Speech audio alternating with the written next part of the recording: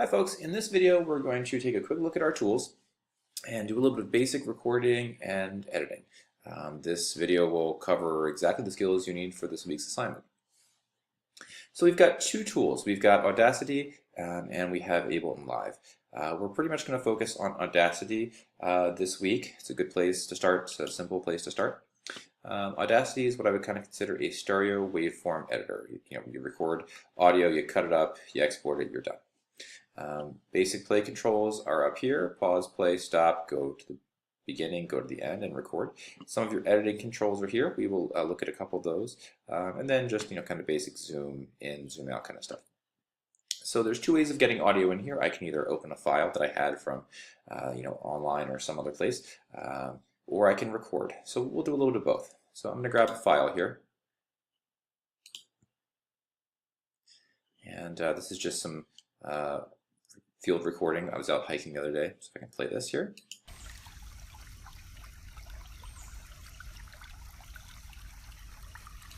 Okay, nice little quiet stream. And maybe I want to record some of my own audio. Maybe I'm doing some voiceover work, narration, whatever. To do so, if I was just going to use my computer, I could have a mic hooked up, which we'll talk about later in the course, but I can just use my built-in mic if I want. Hit record. And now I'm talking over nature and hopefully saying something inspirational. Okay, great. So here's my audio. And if I can play them together if I want. And now I'm talking over nature and hopefully saying something inspirational. All right, great. So I've got a simple bit of audio over a a music or sound bed, and I'm good. I just created something in about a minute. Now, I probably want to edit this, and this is a good opportunity to look at the representation of audio digitally and how we can use that visually while we're editing. So right here we've got my narration that I just recorded. Where the peaks are higher, that's where it's louder. Where they're lower, that's where it's quieter. So if you've got a straight line, you've got no audio there. So I can highlight it and just hit delete on my keyboard and get rid of that. And that's basic, trimming up, so you don't have to worry about capturing exactly the moment in time you want.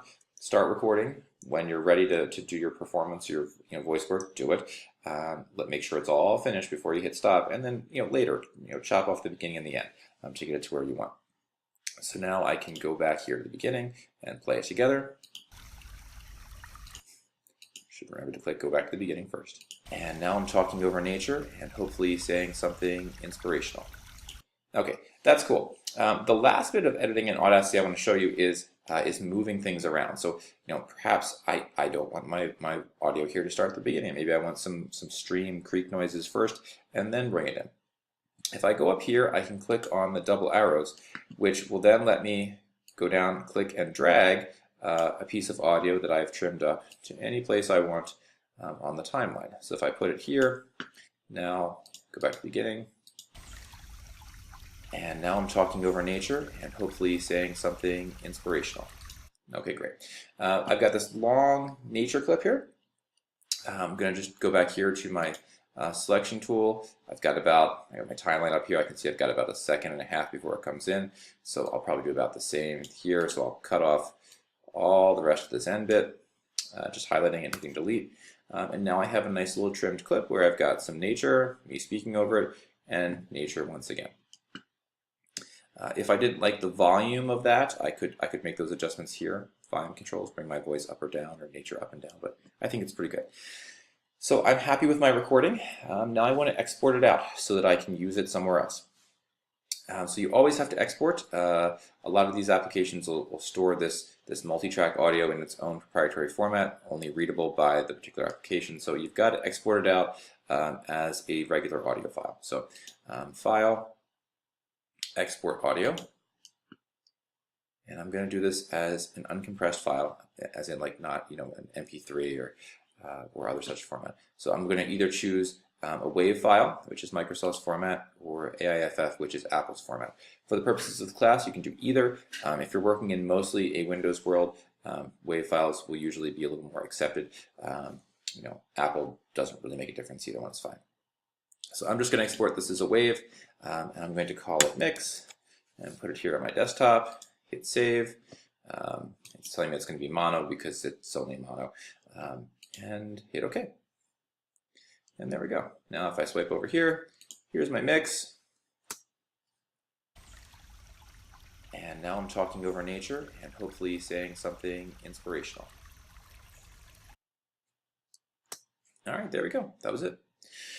So that's pretty much what you need to do for the project this week. Record a couple tracks, find some audio, put it together, export it, upload it to Canvas. In another video, we will talk a little bit about some field recording tips, and that will also be included in this week's micro lecture series. So just to show the other tool we'll be using, which is Ableton Live, you'll notice very quickly it's a very different looking if you've opened it up than what we just looked at in Audacity. My wife likes to say this looks like musical Excel to her. She's an accountant. And to some degree, she's right. It's a grid of cells, and you can put audio and other such things in it and trigger them in a non-linear fashion. You don't have to work left to right as you do in Audacity. Sound can just kind of come in and out as you so choose. You don't really have to plan it. If you want, you can certainly use it just like Audacity, regular multi-track program, and there's a lot of power there. But sort of the key Ableton claim to fame is this grid view and the ability to sort of approach things non-linearly, and also I think we'll get into ideas of using like probability to trigger things in random orders and all kinds of crazy stuff like that. So it's a great playground for creating your own audio to go behind video or audio, or just experimenting and playing, because I don't have to choose what happens first. So if I want, I can just click on a clip, it starts playing. As I decide I want to bring in other elements, I can bring them in.